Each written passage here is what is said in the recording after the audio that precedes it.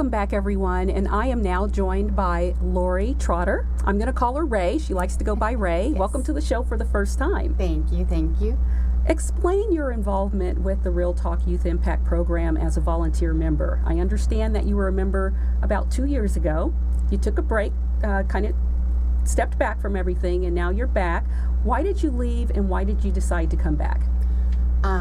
I left originally because I had some things in my life that I actually had to get together. I needed to get some more things in my life together before I could go address kids about making the changes. So I needed to be committed, and at that time I couldn't commit to it. So now I'm back, I'm committed. What happened was around Christmas, a young girl called me, and how she got my phone number, I don't know. She was in Real Talk when I spoke before about 2 years ago. Mm-hmm. And she said, "Is this Lori?" I said, "Yeah." She told me who she was, and she thanked me, and she said, "You changed my life." Wow. And I remember seeing her in the audience. You know how you see that one person that you just connect with? And I remember seeing her, and she kept looking at me. And afterwards, I went up to her and we talked. But due to the program rules, we couldn't have communication. Mm-hmm. And then I didn't see her again for a while. But she was engaged, and she lived in California. And it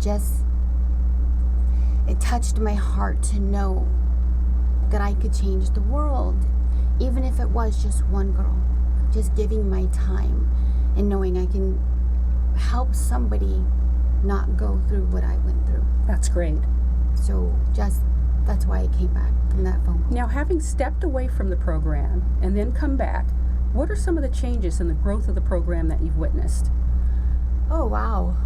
It's just the volunteers, the speakers, how amazing they are. What Sheree is doing, I know she wants to go national with the program. The kids, and the topics, just keeping it real with the kids and talking to them openly. I really like that we don't have to sugarcoat things. Mm-hmm. So I think, each speaker, as we speak, we all get better. So Our viewers don't know anything about your background or your life journey.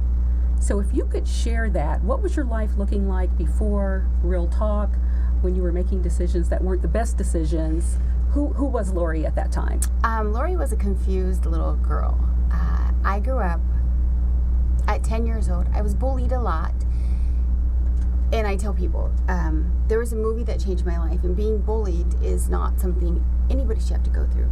And I rose up and said, I'm not going to get bullied anymore. So in turn, I started fighting everybody possible. Mm-hmm. I saw a movie. It was The Godfather. And I liked the power that man had and the power that man held. And it just made me go, I want that. Because I had refused to live that way. Mm-hmm. And then I sold drugs up until I was about 22. 23, I moved to Vegas. I just had to get out of the town. I went from selling weed to cocaine to heroin. I think really my heart was too good, because I remember seeing this one girl, this woman at Christmas, and I knew I sold her heroin, and I knew I would never see her again. I knew she wasn't going to live long, and it hurt me. So I eventually moved away, moved to Las Vegas.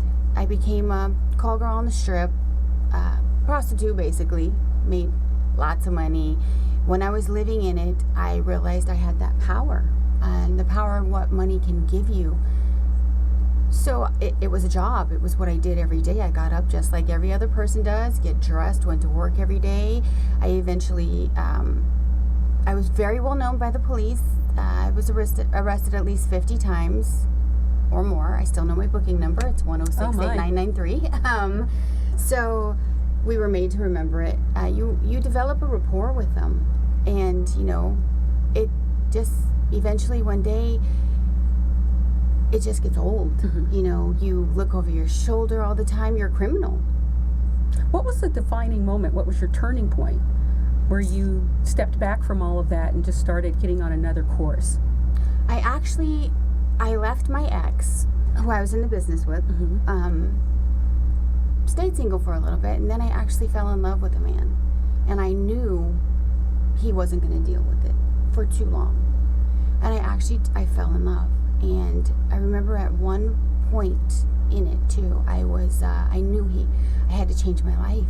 And I remember a man touching me at the Bellagio, and I was on a call. I was upstairs with a man in his room, and I closed my eyes and tears just fell out of my eyes, and he didn't care, and he continued to touch me. And as I closed my eyes, I literally saw myself stabbing him. Oh my. And I knew that was my breaking point, and I knew I had to change, because I knew that was like a signal to say, you know what, it's gonna happen. I knew a girl who actually did end up in prison. She stabbed a guy and blacked out and didn't recall anything she did. Wow. So when that was like a vision I had, I knew I had to let it go.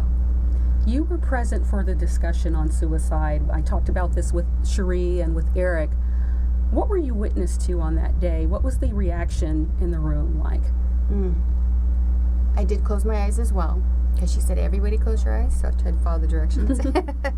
But when I stood up and Cherie called us all to the front of the room, like I said, I always noticed one person in the audience, and I noticed a young girl, and she was just wiping away her tears, and she was trying to hold back that hard cry, and she was just like, and I could tell she was just holding it in, and then she would wipe them away, and they would start falling again. And she would just keep wiping them. And that was right there, just these kids. They're going through so much, and they don't have anybody to talk to. And yes, we need more as kids than to talk to our parents. We need somebody who will understand us, because we can't talk to our parents all the time. We're not always comfortable for it. And to be able to talk to somebody and knowing we can confide in them and not tell their secrets. So I think that's powerful. To have to tell the parents, hey, you know what? And sometimes maybe our kids are here to make us better people, and listen to them, and quit always don't talk at your kids, talk to your kids. Right. One of the member requirements is to give an annual donation of $50. You gave a little more of a generous donation of $500. What was the underlying factor in that? Sorry. Oh, it's okay. It's just where my heart is, because this is our future. These are our future. These children, these kids, these teenagers that we don't pay attention to. And it's just my heart. I wish I had somebody. My parents worked. They were hardworking. They were great parents. They can't teach us what they don't know. Right. And now I know different things. And just, sometimes our parents get stuck, so we get stuck. True. Very true. And I just want to be able to teach them too that all that hustle you have, let's turn it around and make it a good hustle. Let's, instead of selling drugs and doing these things, let's learn how to be entrepreneurs. It's hard. Let's figure out grants. Let's teach them the things that we have learned along the way, not just what not to do, and no, don't do that, oh my God. No, let's teach them. Let's take that hustle. Let's turn it around. That's great. Tell us what's going on that's positive with you today. God, my whole life is good. God is good. That's all I gotta say. Happiness is a choice.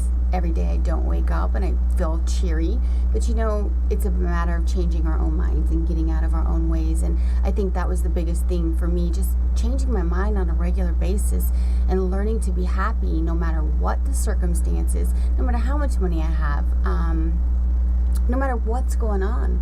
Let's just take it, what's good in my life. Let me count my blessings. And I do hair. I'm a hairdresser.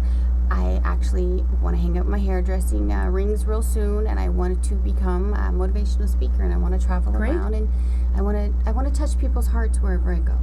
That's fantastic, and I appreciate you being here today, Ray, sharing that story, and we'll be right back.